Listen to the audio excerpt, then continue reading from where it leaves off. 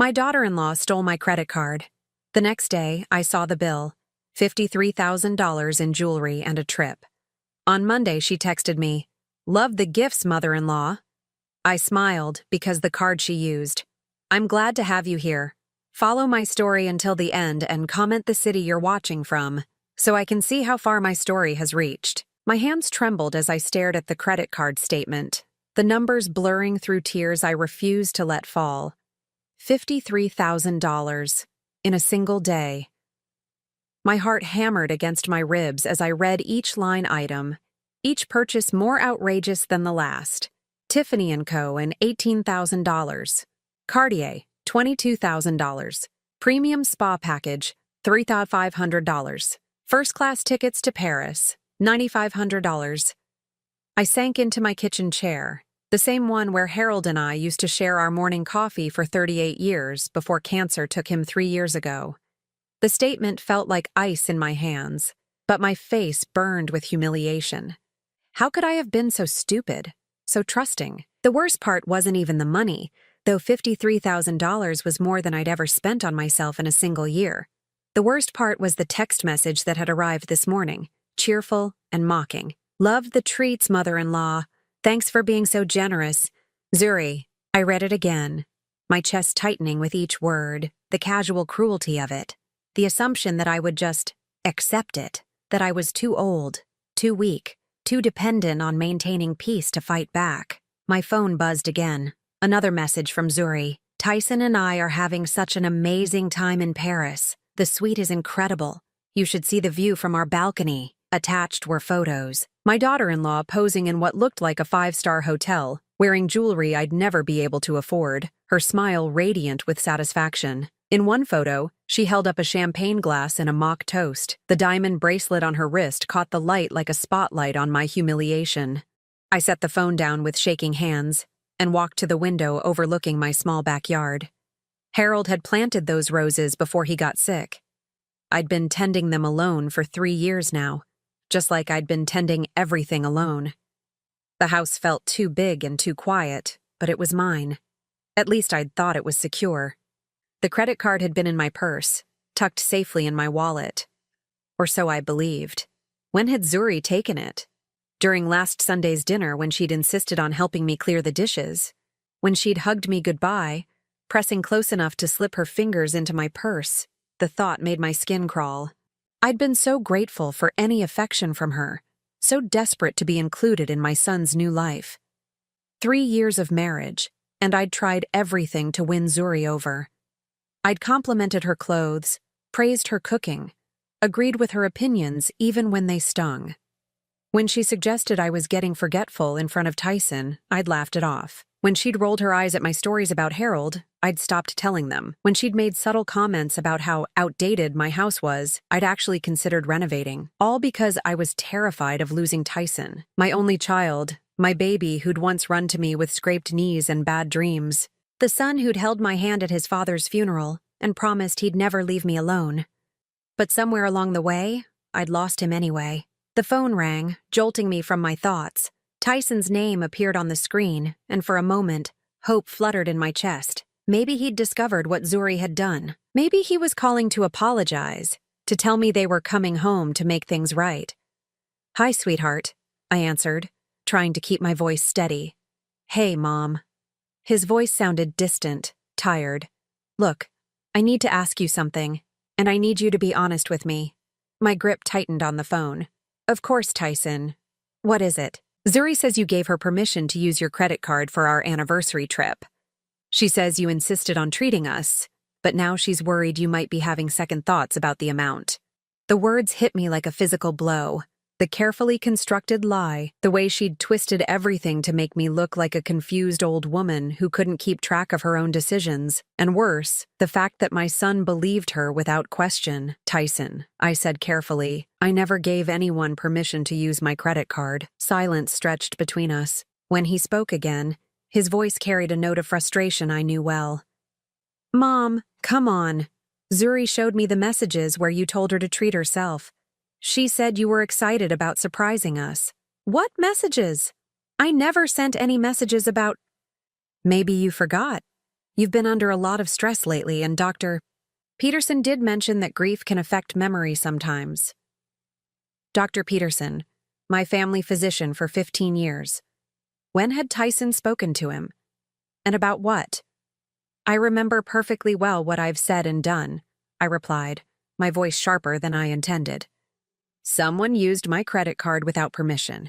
That's called theft, Tyson. Another pause. Look, let's talk about this when we get back, okay? I don't want to ruin our trip over a misunderstanding. A misunderstanding? The words escaped before I could stop them. $53,000 is not a misunderstanding. 53. His voice trailed off. Mom, that's not. Zuri said it was just a few thousand for the hotel and some souvenirs. For a moment, neither of us spoke. I could hear something shifting in his tone. A crack in the certainty that Zuri had fed him.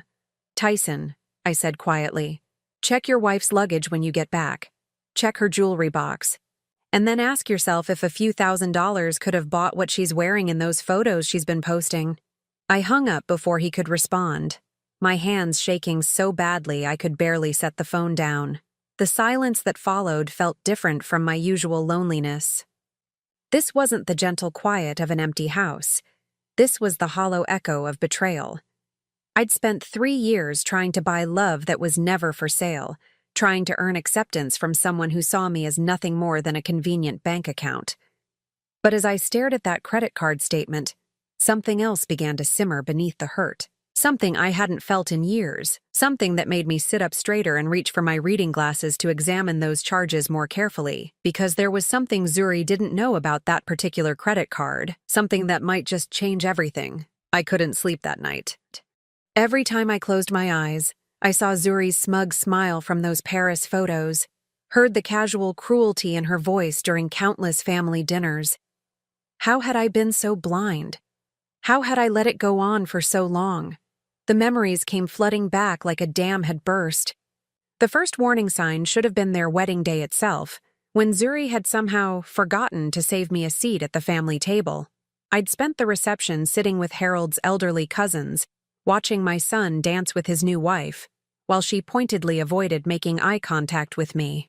It was just an oversight, Tyson had insisted later when I gently mentioned it. Zuri was so stressed about the seating chart. You understand, right, Mom? I'd understood. I'd always understood. That had been my mistake. Then came the subtle exclusions from family photos. Oh, we were just taking a quick shot, Zuri would say whenever I'd noticed that somehow every candid moment had been captured without me in frame. We can take another one later. But later never came, and the photos that ended up on their social media told a story of a happy couple with no extended family at all. I remembered the first Christmas after their marriage, when I'd spent weeks knitting Zuri a beautiful cashmere scarf in her favorite color. She'd opened it in front of everyone, held it up for exactly 3 seconds, and said, "How thoughtful. I'm sure someone will love this." Then she'd set it aside and never mentioned it again. Later, I'd seen it hanging in their coat closet with the tags from Goodwill still attached, but the worst memory, the one that made my chest tighten with fresh pain, was from this past Mother's Day. I'd invited them over for brunch, spent the entire morning cooking Tyson's favorite meals from his childhood. Zuri had arrived wearing a stunning new dress and immediately started taking photos of the food I'd prepared. "This is so authentic," she'd said, posting pictures to her Instagram. Nothing like homemade cooking from the older generation. She'd made my food sound like a museum exhibit, my cooking like some quaint relic from a bygone era. But what had really stung was watching Tyson laugh and encourage her, completely oblivious to how his wife was diminishing me with every word. That same day, as we'd sat around the table, Zuri had started talking about their future plans. "Tyson and I have been thinking about buying a bigger house," she'd said, cutting her pancakes into perfect small bites. "Something more modern, you know, with better security." She'd glanced meaningfully around my modest home, the same house where Tyson had grown up, where Harold and I had built 38 years of memories. "Of course, we'd want to be close enough to help when Agatha needs us," she'd added with fake concern. "As people age, they really shouldn't be living alone. It's not safe." "I'm perfectly fine living alone," I'd said quietly. "Oh, I know you think you are," Zuri had replied, her smile never wavering. "But things can change so quickly at your age. Memory issues, falls, confusion about medications. It's really something Tyson and I worry about constantly. I remembered how my son had nodded along, how he'd started looking at me with new eyes, not with love and familiarity, but with assessment. Was Mom getting forgetful? Was she becoming a burden? The seed had been planted, and Zuri had been watering it ever since.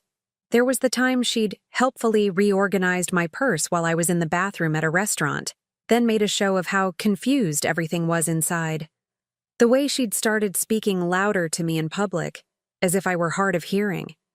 The concerned comments about how I'd repeated a story I'd told just once, months earlier. And then there were the financial probes, always wrapped in concern, always presented as helpful suggestions. Have you thought about setting up automatic bill payments, Agatha? It would be so much easier for you. Maybe we should look into getting you a financial advisor, someone to help manage your accounts. Tyson could be added to your bank accounts just for emergencies. You know, in case something happens. I'd resisted most of these suggestions, some instinct warning me to keep my independence.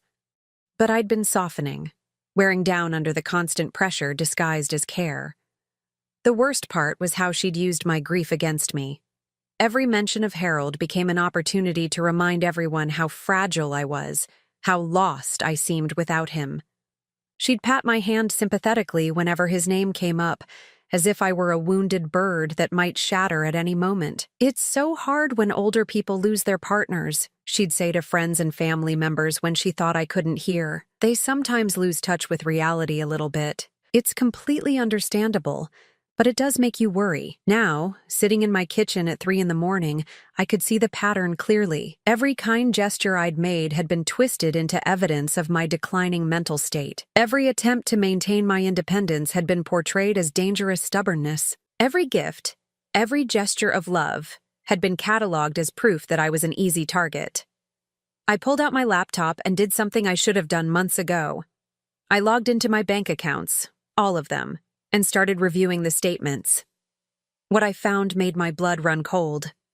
This wasn't the first time. There had been other charges over the past 6 months, smaller amounts, spread out enough that I hadn't noticed the pattern. A $800 charge at a high-end restaurant on a Tuesday when I was home alone. A $200 payment to a spa I'd never heard of. Multiple charges at boutiques, department stores, and luxury retailers. Someone had been using my credit cards for months, testing how much they could get away with before I noticed. The $53,000 shopping spree in Paris wasn't an impulsive crime of opportunity.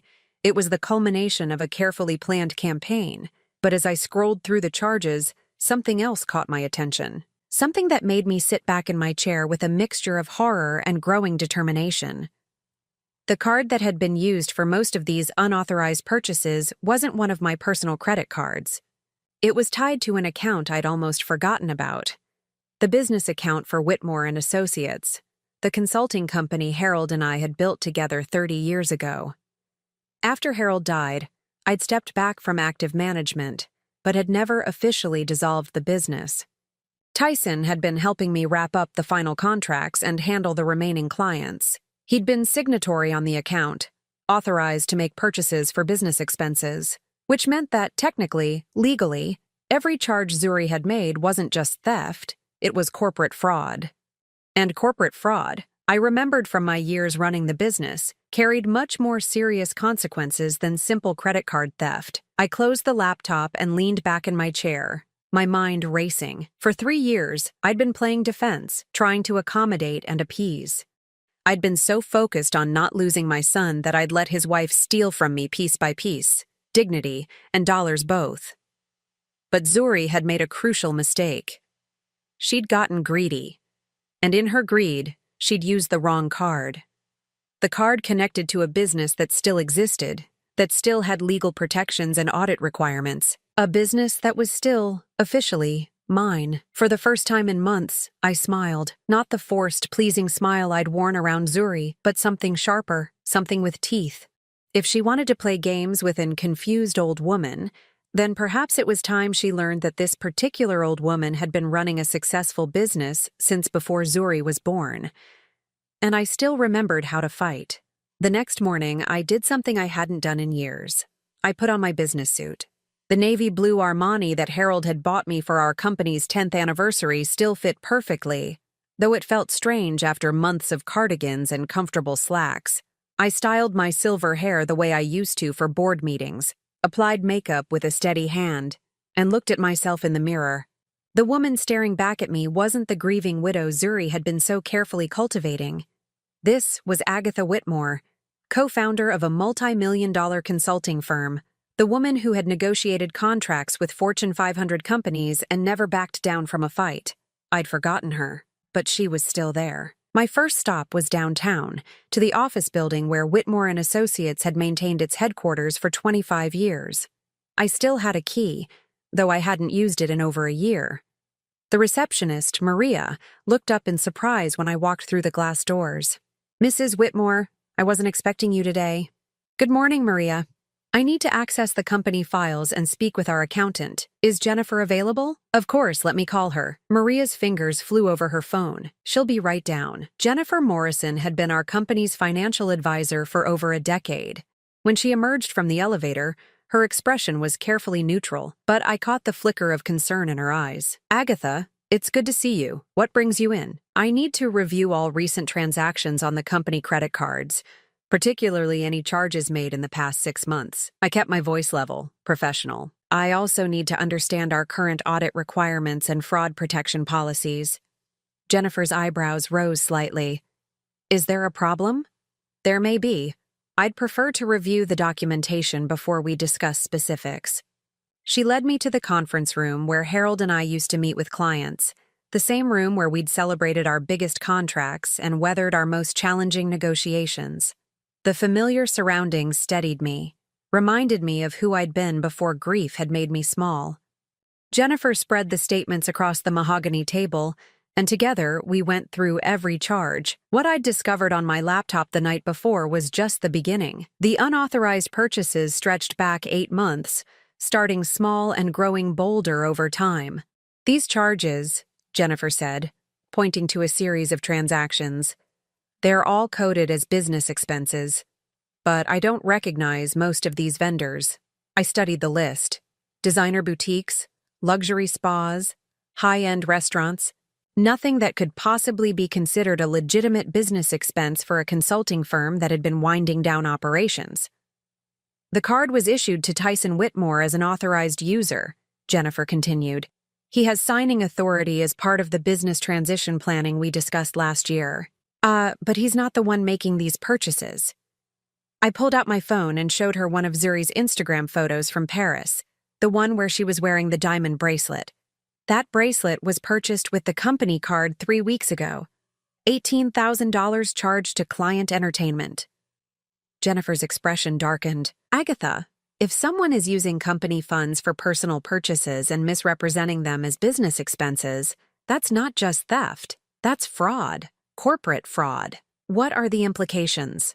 "Federal charges, potentially. The IRS takes misuse of business accounts very seriously, especially when false documentation is involved." She leaned back in her chair. "We're talking about substantial fines, possible jail time, and complete destruction of professional reputation." I absorbed this information, feeling a mixture of satisfaction and dread. Satisfaction because finally, there would be consequences for Zuri's actions. Dread because those consequences might also touch my son. "What's our next step?" I asked.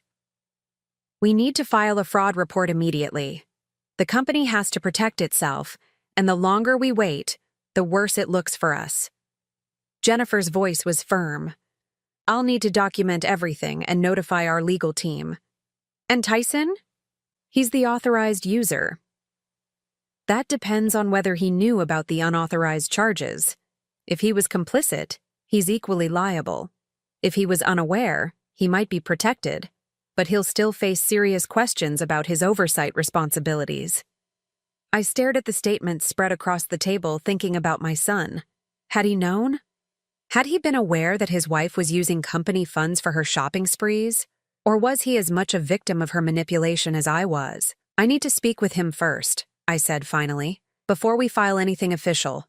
24 hours. Jennifer looked uncomfortable. "Agatha, I understand he's your son, But legally, the company has obligations.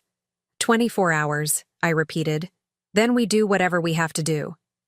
She nodded reluctantly. But no more charges can be processed on that card.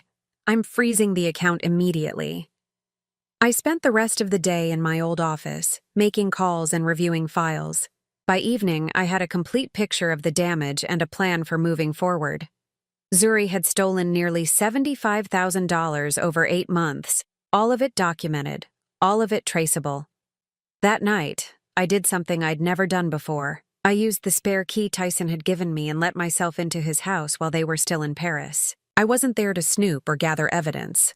I had plenty of that already. I was there to understand, to see how they lived, how they thought about money, how they saw their future. Their home was beautiful, I had to admit. Expensive furniture, artwork that probably cost more than I spent on groceries in a year, a wine collection that belonged in a magazine.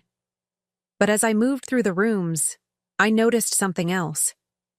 Bills, stacks of them, some marked past due, scattered across the kitchen counter like accusations. Credit card statements showing balances that made my theft pale in comparison. Mortgage payments that were months behind. A notice from their car dealership about missed payments on Zuri's BMW. They were drowning in debt, living a lifestyle they couldn't afford, maintaining appearances that were slowly strangling them financially. And my money, my company's money, had been keeping them afloat. I found Zuri's jewelry box in their bedroom, a massive thing that looked like it belonged in a museum. It was filled with pieces I recognized from the credit card statements. The diamond earrings from March, the pearl necklace from April, the tennis bracelet from May, a timeline of theft, displayed like trophies. But it was what I found in the bottom drawer that truly shocked me. A folder labeled Financial Planning that contained detailed research about my assets. Printouts of property records showing the value of my house. Copies of Harold's obituary with his business accomplishments highlighted. Internet searches about inheritance laws and power of attorney procedures. At the bottom of the folder was a handwritten note in Zuri's careful script. Timeline. Establish pattern of confusion, memory issues. Get added to accounts by summer. POA by Christmas. Full access within 18 months. My hands shook as I read it again. 18 months. She'd been planning this for 18 months, systematically working to take control of everything Harold and I had built together. The credit card theft wasn't impulsive greed. It was a test run for something much more comprehensive. I photographed the documents with my phone, my heart pounding so hard I was afraid the camera would shake. Then I carefully replaced everything exactly as I'd found it, and left their house. Back home, I poured myself a glass of Harold's best scotch and sat in his old chair, thinking. Zuri wasn't just a manipulative daughter-in-law.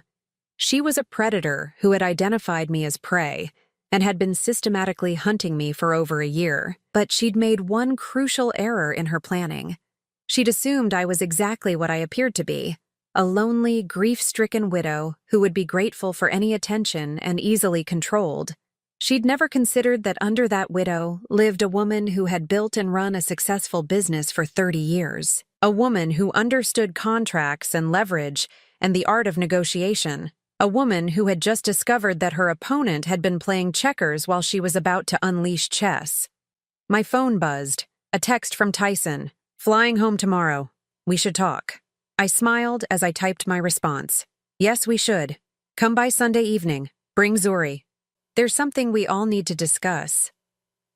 I hit send and finished Harold's scotch. Sunday was going to be very interesting indeed. Sunday evening arrived with the kind of autumn chill that made me grateful for the warmth of my kitchen. I'd spent the day cooking Tyson's favorite meal, pot roast with all the fixings, the same dinner I'd made for his homecoming since he was a boy. But tonight wasn't about nostalgia. Tonight was about truth. They arrived exactly on time, Zuri looking radiant in what I now recognized as a new designer outfit, probably purchased with my stolen money. Her diamond bracelet caught the light as she hugged me, the same bracelet I'd seen itemized on the company credit card statement. "Agatha, you look wonderful," she said, her voice honey-sweet. "I hope you weren't too worried about us. I know you can get anxious when you can't reach Tyson."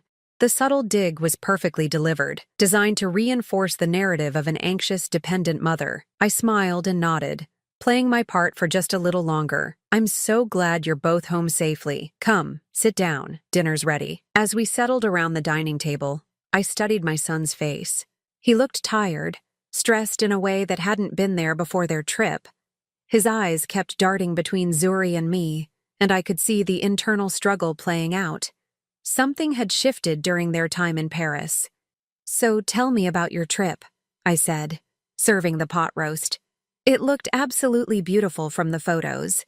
Zuri launched into an elaborate description of their hotel, the restaurants, the shopping. She was animated, glowing, describing each luxury in perfect detail, but I noticed she was careful to avoid mentioning specific costs. The suite was incredible, she said, cutting her meat into precise small pieces. Floor-to-ceiling windows overlooking the Eiffel Tower. And the shopping. Oh, Agatha. You would have loved some of the boutiques. So elegant, so sophisticated. I'm sure, I replied. And the jewelry. That bracelet is stunning. She held up her wrist, letting the diamonds catch the light. This old thing? I've had it forever, though I did pick up a few new pieces while we were there. You know how it is. When in Paris. The lie rolled off her tongue so easily, so naturally. I glanced at Tyson, wondering if he'd caught it, but his expression was unreadable. Actually, I said carefully, I wanted to talk to you both about something. I've been reviewing some financial statements and I found some unusual charges. Zuri's fork paused halfway to her mouth, but her smile never wavered. Oh? What kind of charges? Credit card purchases I don't remember making. Large amounts. I'm wondering if perhaps someone gained access to one of my cards. The silence that followed was electric. Tyson set down his fork and looked directly at his wife. Zuri, didn't you say Mom gave you permission to use her card for the trip? I watched Zuri's face carefully. For just a moment, a flicker of uncertainty crossed her features. Then the mask was back in place, complete with wounded innocence. Of course she did. Agatha, surely you remember our conversation. You insisted on treating us for our anniversary. You said it was your gift to us. What conversation was that? I asked gently. The one we had last Sunday after dinner. You walked me to the car and pressed the card into my hands. You said you wanted us to have a special trip, that Harold would have wanted you to be generous with family. The invocation of Harold's name was a masterstroke, designed to make me doubt myself, to make any challenge seem like a betrayal of my late husband's memory. It was exactly the kind of manipulation I'd been falling for. But not tonight. That's interesting, I said, pulling a folder from the sideboard behind me. Because according to these records, the card you used wasn't one of my personal credit cards. I spread the statements across the table between us, watching both their faces as they processed what they were seeing. These charges were made to the Whitmore and Associates business account, the consulting company your father and I built together, Tyson, the company that's still legally active, still subject to federal audit requirements. Tyson's face went pale. Mom, I don't understand. You said the business was being wound down. It is. But it's not dissolved, which means every purchase made on company accounts has to be documented as a legitimate business expense. I pointed to the Paris hotel charges. Can you explain how a luxury suite in Paris qualifies as a business expense for a consulting firm? Zuri's composure finally cracked. This is ridiculous. You're making a big deal out of nothing. It was just a credit card mix-up. $75,000 isn't a mix-up, Zuri. It's fraud. The word hung in the air like a physical presence. Tyson pushed back from the table, his chair scraping against the floor. 75,000? Mom, you said 53 on the phone. That was just the Paris charges. There have been unauthorized purchases for months. I pulled out additional statements, spreading them across the table like evidence in a courtroom. March 15th, Le Bernardin Restaurant, $800. March 22nd, Elizabeth Arden Spa, $1,200. April 3rd, Nordstrom, $2,600. With each date and amount, Zuri seemed to shrink smaller in her chair. But Tyson was growing larger, his shoulders squaring as understanding dawned. You've been using Mom's business account for months? His voice was deadly quiet. It wasn't supposed to be a big deal, Zuri said, her voice losing its confident tone. She has plenty of money. The business was just sitting there doing nothing. The business that could send us both to federal prison if the IRS decides we're running a fraud scheme? Tyson's voice rose. The business that I'm authorized on? Zuri, do you have any idea what you've done? What I've done? Her voice turned sharp, defensive. What about what she's done?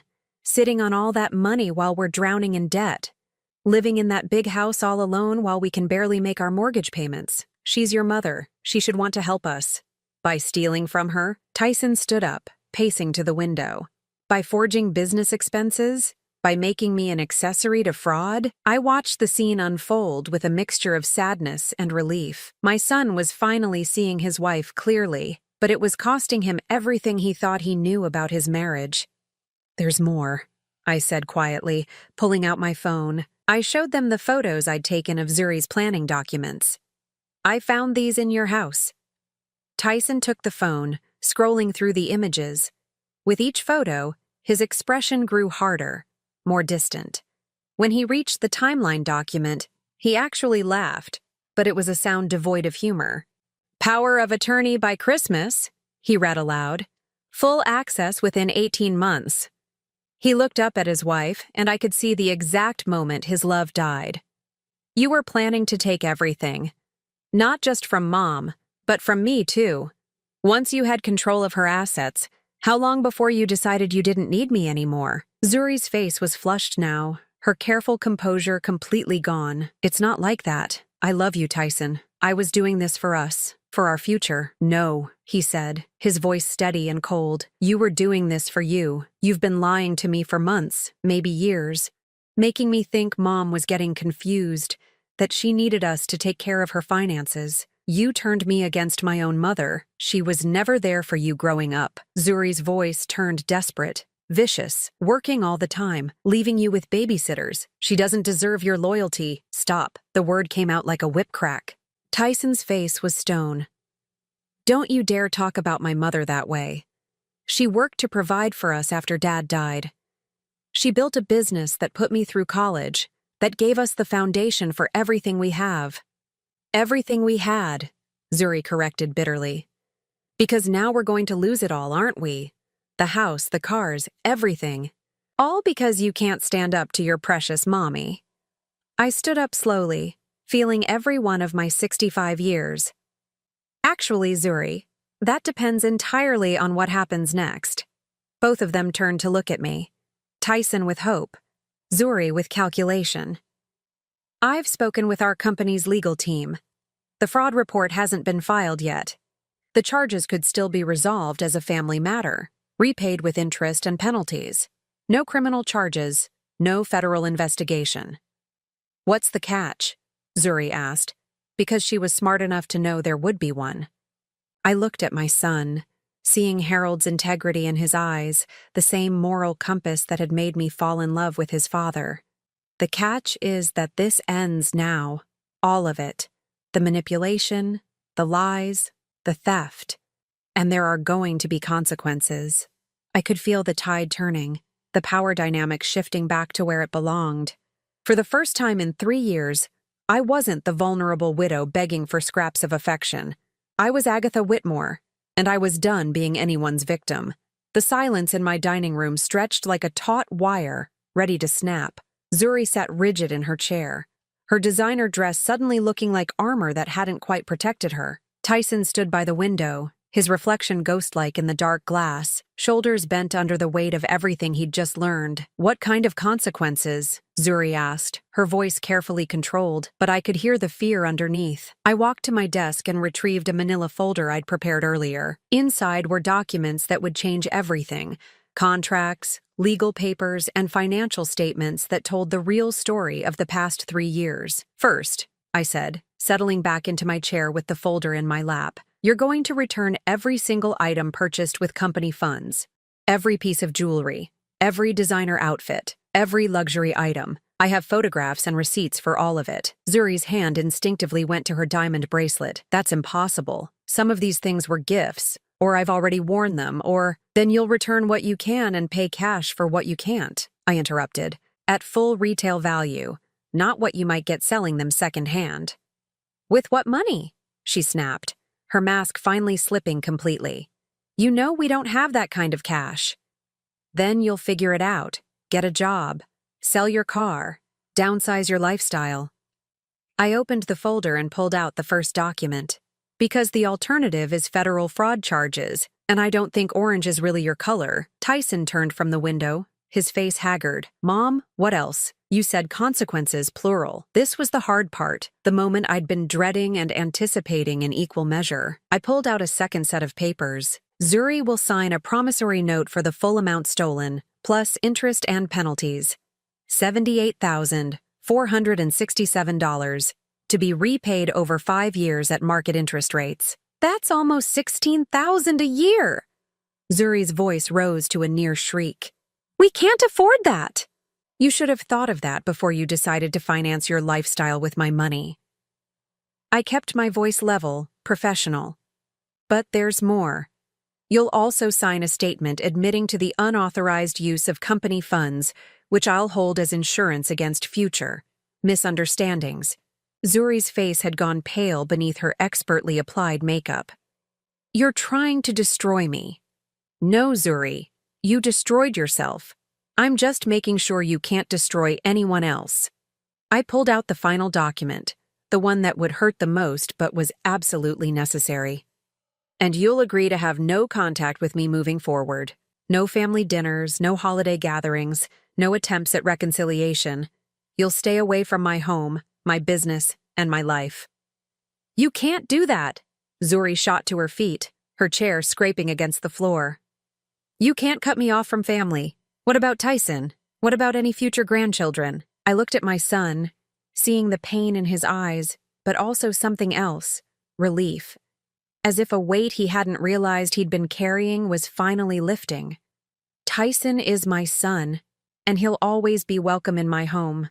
But you've proven that you can't be trusted, and I won't subject myself to further manipulation. This is insane, Zuri said, pacing now like a caged animal. You're breaking up our marriage over money, over a misunderstanding. I'm not breaking up anything, I replied calmly. I'm simply protecting myself from someone who has spent the last 3 years systematically trying to steal everything my husband and I worked for. What you and Tyson decide to do about your marriage is between the two of you. Tyson finally spoke, his voice quiet but firm. She's right, Zuri. About all of it. Tyson, you can't seriously be taking her side. There are no sides here, he said, turning to face his wife fully. There's right and wrong.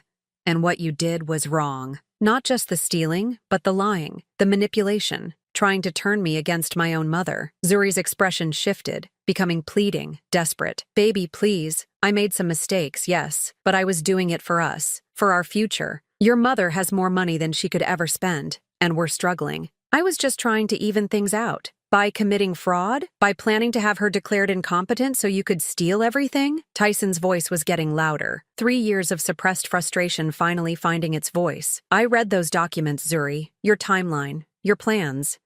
You weren't trying to help our marriage. You were planning to get rid of me too once you had control of Mom's assets. That's not true. Then explain the research about divorce settlements in the same folder. Explain why you were looking up how to protect assets during dissolution of marriage proceedings. Zuri's mouth opened and closed silently. She'd been caught, completely and thoroughly, and for the first time since I'd known her, she had no clever response. I stood up, feeling stronger than I had in years. You have 48 hours to decide. Sign the agreements and we handle this privately, or I file the fraud report and let the federal government sort it out. Your choice. And if I refuse? If I call your bluff? I smiled, and it wasn't a pleasant expression. Try me. I spent 30 years in business, Zuri. I've negotiated with corporate executives who would eat you for breakfast and use your bones as toothpicks. You're not nearly as intimidating as you think you are. Something in my tone must have convinced her because her defiant posture crumpled. She looked around the room as if seeing it for the first time. Really seeing it. The family photos that didn't include her. The comfortable, lived-in furniture that spoke of decades of genuine happiness. The evidence of a life built on love and hard work, rather than manipulation and theft. "This isn't over," she said finally, but the words lacked conviction. "Yes, it is," I replied. "It's been over since the moment you decided to steal from me. You just didn't realize it yet." Zuri grabbed her purse and stalked toward the door, then turned back one final time. "You'll regret this, both of you. When you're sitting alone in this house with no family left, you'll remember this night. I've been alone for 3 years, Zuri. The only difference is now I won't have to pretend otherwise." She slammed the door hard enough to rattle the windows. In the silence that followed, Tyson and I stood looking at each other across the debris of our shattered family. "Mom," he said finally, his voice breaking. "I'm so sorry. I should have seen it. Should have protected you." I walked to him and took his hands in mine, the same hands I'd held when he was a frightened little boy having nightmares. "You were manipulated by someone very skilled at it. She's probably been practicing for years, on other people, in other relationships. But I should have known. You're my mother. I should have trusted you over her. Grief makes us all vulnerable, sweetheart. After your father died, I was vulnerable too. I wanted so badly to be included in your new life that I ignored the warning signs. We both made mistakes." He pulled me into a hug then, the kind of fierce, desperate embrace we'd shared at Harold's funeral. When he finally stepped back, his eyes were wet but determined. "What happens now? With you and me, I mean." I looked at my son, really looked at him. At some point during the evening, the stranger who'd been wearing his face for the past 3 years had disappeared, and my real son had returned. The boy who'd helped me plant roses after his father died. The young man who'd called me every week during his first year of college. The son who'd promised to always take care of me. Now we figure out how to be a family again. Just the two of us, the way it should have been all along. He nodded, wiping his eyes with the back of his hand. "And Zuri?" "Zuri will do what she's always done. She'll land on her feet, find someone new to manipulate, start the cycle over again. But that's not our problem anymore." The next morning, Tyson moved back into his childhood bedroom. 3 days later, the signed agreements appeared on my doorstep with no accompanying note. Within a week, boxes began arriving at my house. Jewelry, designer clothes, expensive shoes. All the trophies of Zuri's theft being returned. She'd kept her word, but then again, she hadn't really had a choice. The divorce papers were filed 2 weeks later, citing irreconcilable differences. Zuri didn't contest it, which told me everything I needed to know about how much our little talk had rattled her. But the real victory wasn't in the returned money or the signed confessions. It was in getting my son back, in reclaiming the relationship that had been stolen from us both.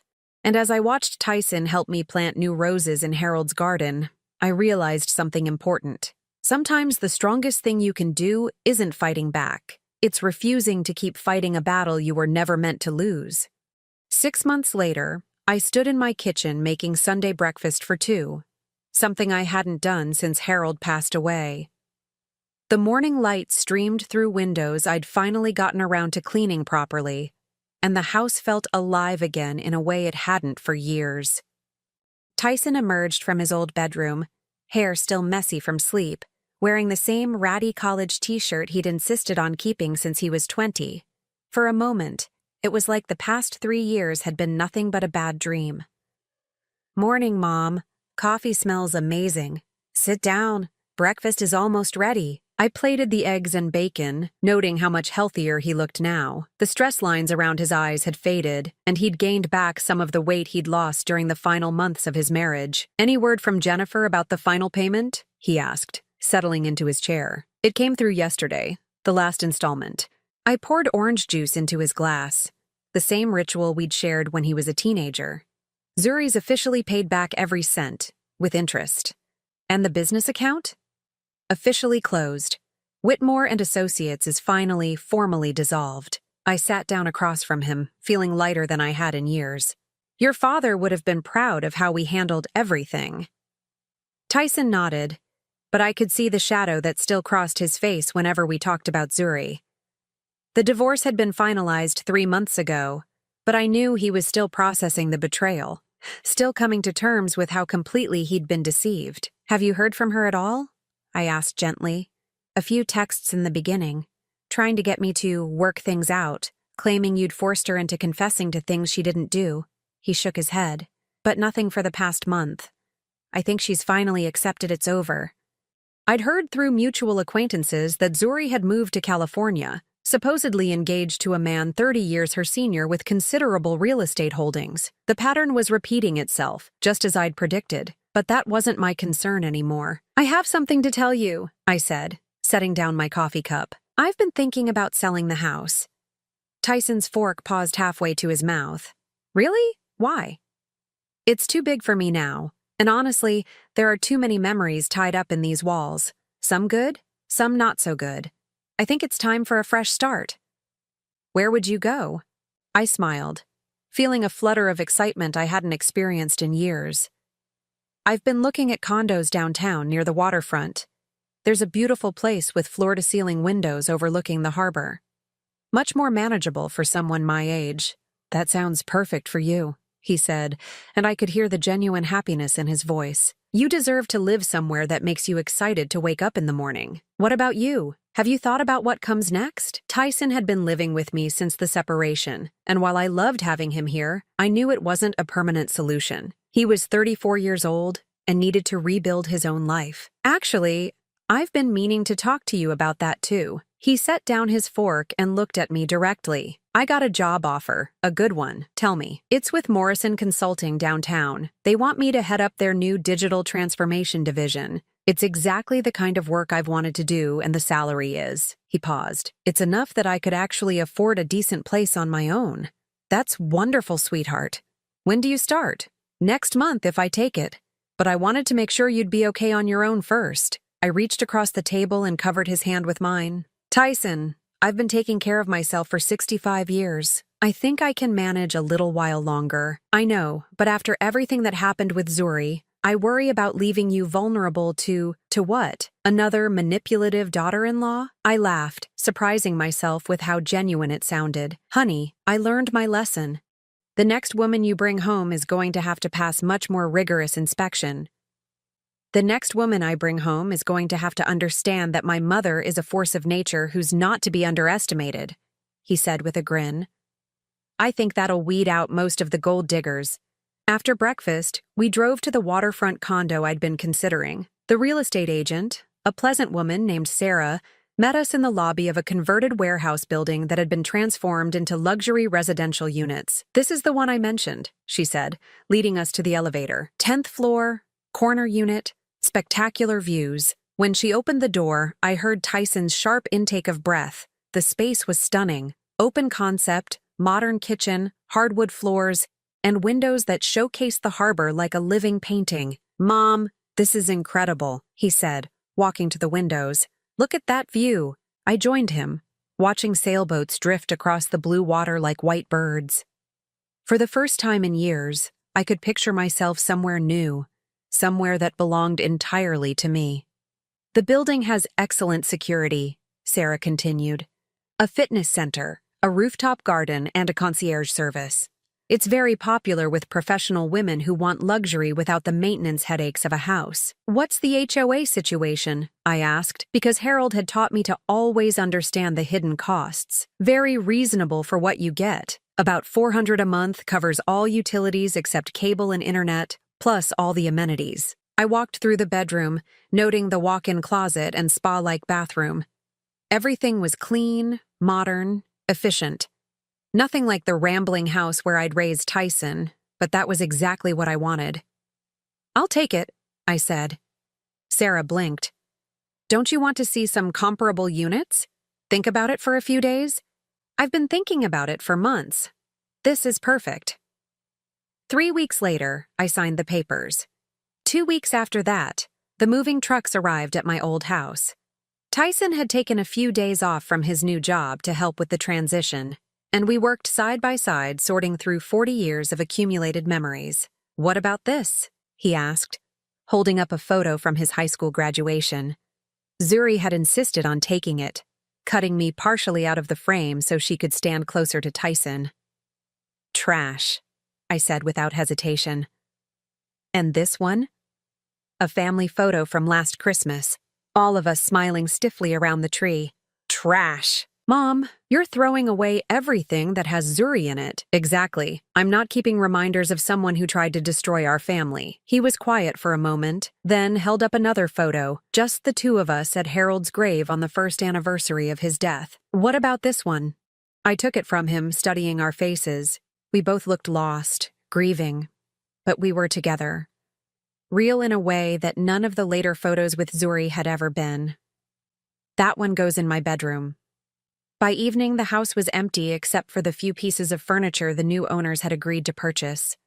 I stood in the living room where I'd spent so many evenings with Harold, where I'd raised my son, where I'd been systematically diminished by a woman who saw me as nothing more than an obstacle to overcome. Any regrets? Tyson asked, joining me in the doorway. None, I said, and meant it completely. The condo felt like a sanctuary. Everything in it was chosen by me, for me, without having to consider anyone else's preferences or needs. I decorated it simply but elegantly, with artwork I loved and furniture that was comfortable rather than impressive. On my first evening there, I sat on my new sofa with a glass of wine, watching the sunset paint the harbor in shades of gold and pink. My phone buzzed with a text from Tyson. "How's the first night in the new place?" I typed back. "Perfect. Absolutely perfect. Dinner Sunday? I found this great little Italian place. It's a date, but I'm buying. I want to celebrate my freedom." 3 months into my new life, I did something I hadn't done in decades. I joined a book club, then a photography class, then a walking group that met every Tuesday morning at the waterfront. I was making friends again. Real friends who knew me as Agatha the individual, not Agatha the mother or Agatha the victim. Women who had their own interesting stories, their own accomplishments, their own perspectives on life. One evening, as I was coming back from book club, I found Tyson waiting in my lobby with a bottle of champagne and a huge grin. "What are we celebrating?" I asked. "My promotion, and your freedom, and the fact that we both survived the worst thing that ever happened to our family and came out stronger." We went up to my condo and opened the champagne on my balcony, watching the lights begin to twinkle across the water. "I love you, Mom," he said suddenly, "and I'm sorry it took me so long to find my way back to who I really am." "I love you too, sweetheart, and I'm not sorry about any of it." "Really? Not even the stolen money?" "Not even that. Because if Zuri hadn't gotten so greedy, if she hadn't made that one crucial mistake with the business account, she might have succeeded. She might have actually gotten power of attorney, taken control of everything, maybe even had me declared incompetent." I took a sip of champagne, feeling the bubbles dance on my tongue. Instead, she taught me that I'm much stronger than I thought I was, that I don't need to accept crumbs of affection from people who don't really love me, that I can build a life that's entirely my own. "So, what comes next?" I smiled, looking out at the harbor where boats moved freely across the water, untethered and heading toward whatever destination they chose. Whatever I want. For the first time in my adult life, whatever I want. And for the first time in years, that felt like the greatest gift of all. Now I'm curious about you who listened to my story. What would you do if you were in my place? Have you ever been through something similar? Comment below, and meanwhile, I'm leaving on the final screen 2 other stories that are channel favorites, and they will definitely surprise you. Thank you for watching until here.